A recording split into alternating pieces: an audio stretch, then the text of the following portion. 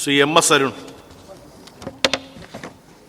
Sir, ഏറെ വേദനയോടുകൂടിയാണ് ഈ submission അവതരിപ്പിക്കുന്നത്. സാർ, എൻ്റെ മണ്ഡലത്തിലാണ് സാവന്ത് എന്ന് പറയുന്ന ഏറ്റവും മിടുക്കനായ ഒരു വിദ്യാർത്ഥി ഉണ്ടായിരുന്നു. പഠനവും കലയും സ്പോർട്സും ഒക്കെയായി ഏറ്റവും മിടുക്കനായ വിദ്യാർത്ഥി. കഴിഞ്ഞ ദിവസം സൈക്കിളിൽ യാത്ര ചെയ്യുമ്പോൾ 1.5 മാസം മുമ്പാണ്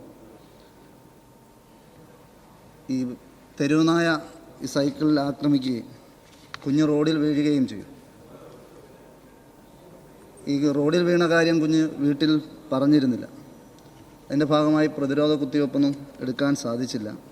ശരീരത്തിൽ പ്രകടമായ മുറിവുകളൊന്നും ഇല്ലായിരുന്നു എന്നാണ് മനസ്സിലാക്കുന്നത്. ഇതിൻ്റെ ഭാഗമായി പനി വന്നു. കുഞ്ഞിന് ആശുപത്രിയിലെത്തിച്ചു. പേവിഷബാധയുണ്ടെന്ന് സ്ഥിരീകരിക്കുകയും കുഞ്ഞ് നഷ്ടപ്പെടുകയും ചെയ്യുന്ന ഒരു സാഹചര്യം ഉണ്ടായി. ഇതുമായി ബന്ധപ്പെട്ട് ഒരുപാട് നിലയിൽ നമ്മുടെ മണ്ഡലത്തിൽ വ്യത്യസ്തമായ പഞ്ചായത്തുകൾക്കകത്തെല്ലാം തെരുവുനായ ആക്രമണം ഉണ്ടാകുന്ന സാഹചര്യം ഉണ്ടായിട്ടുണ്ട്. സാർ, എൻ്റെ മണ്ഡലത്തിലെ ഏറ്റവും പ്രധാനപ്പെട്ട 2 പ്രശ്നങ്ങളായിട്ടുള്ളത് ഇപ്പോൾ 2 പാകളാണ്.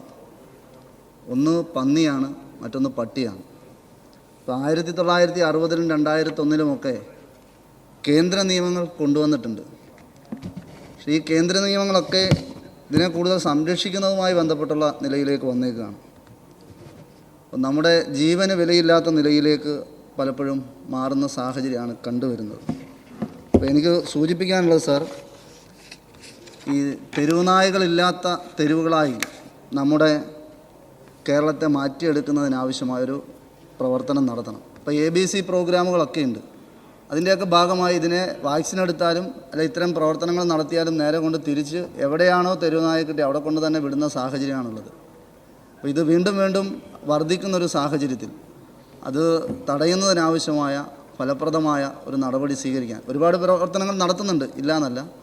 തെരുവുനായകളില്ലാത്ത തെരുവുകളാക്കി കേരളത്തെ മാറ്റുന്നതിനാവശ്യമായ ഒരു നടപടി സ്വീകരിക്കണമെന്ന് ഈ സബ്മിഷനിലൂടെ ആവശ്യപ്പെടുന്നു. ബഹുമാനപ്പെട്ട തദ്ദേശ സ്വയംഭരണ എക്സൈസ് വകുപ്പ് മന്ത്രിക്ക് വേണ്ടി ബഹുമാനപ്പെട്ട പട്ടികജാതി പട്ടികവർഗ പിന്നോക്ഷേമ വകുപ്പ് മന്ത്രി.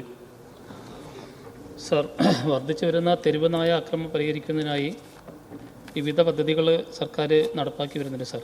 അതിൽ ഒന്നാണ് ഇവിടെ സൂചിപ്പിച്ച പോലെ തെരുവ് നായ്ക്കളുടെ വംശവർദ്ധനവ് നിയന്ത്രിക്കുക, അതേപോലെ തന്നെ പേവിഷബാധ തടയുക, തെരുവോരങ്ങളിലെ മാലിന്യ നിക്ഷേപം നിരുത്സാഹപ്പെടുത്തുക തുടങ്ങിയ പദ്ധതികളാണ് വകുപ്പ് ഇപ്പോൾ നടപ്പാക്കി വരുന്നത്.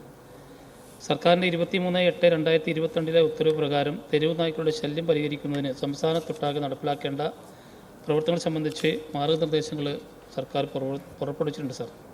സംസ്ഥാനത്ത് തെരുവ് നായ്ക്കളുടെ വംശവർദ്ധനവ് നിയന്ത്രിക്കുന്നതിനായി ആവിഷ്കരിച്ചിട്ടുള്ള പദ്ധതികളിൽ ഒന്നാണ് ആനിമൽ ബർത്ത് കൺട്രോൾ, അതായത് ABC പ്രോഗ്രാം. തദ്ദേശ സ്വയംഭരണ വകുപ്പും മൃഗസംരക്ഷണ വകുപ്പും സംയുക്തമായാണ് പ്രസ്തുത പ്രവർത്തനം നടത്തി വരുന്നത്. പ്രസ്തുത പ്രവർത്തനത്തിനായി മൃഗസംരക്ഷണ വകുപ്പ് സാങ്കേതിക സഹായം നൽകി വരുന്നു. നിലവിൽ സംസ്ഥാനത്ത് 15 ABC കേന്ദ്രങ്ങൾ പ്രവർത്തിച്ചു വരുന്നുണ്ട്. പുതിയ 9 കേന്ദ്രങ്ങൾ തുടങ്ങുന്നതിന് നടപടികൾ നടന്നു വരുന്നു. പ്രസ്തുത പദ്ധതി നടപ്പിലാക്കുന്നതോടൊപ്പം തെരുവ് നായ്ക്കളുടെ ശല്യം പരിഹരിക്കുന്നതിനായി തീവ്ര വാക്സിനേഷൻ യജ്ഞം, അഭയ കേന്ദ്രങ്ങൾ സജ്ജമാക്കൽ, ശുചിത്വ യജ്ഞം, IEC ക്യാമ്പയിൻ, വളർത്തുനായ്ക്കൾക്ക് ലൈസൻസ് നൽകൽ എന്നിവയും നടത്തി വരുന്നുണ്ട്.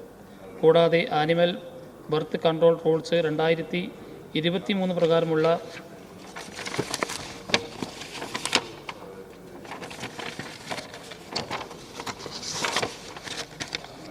പ്രവർത്തനങ്ങൾ നടത്തി വരുന്നുണ്ട് സാർ. ABC പ്രോഗ്രാം നടപ്പിലാക്കുന്നതിന് പ്രൊജക്റ്റുകൾ രൂപീകരിക്കുന്നതിലേക്ക് എല്ലാ തദ്ദേശ സ്വയംഭരണ സ്ഥാപനങ്ങൾക്കും നിർദ്ദേശം നൽകിയിട്ടുണ്ട്.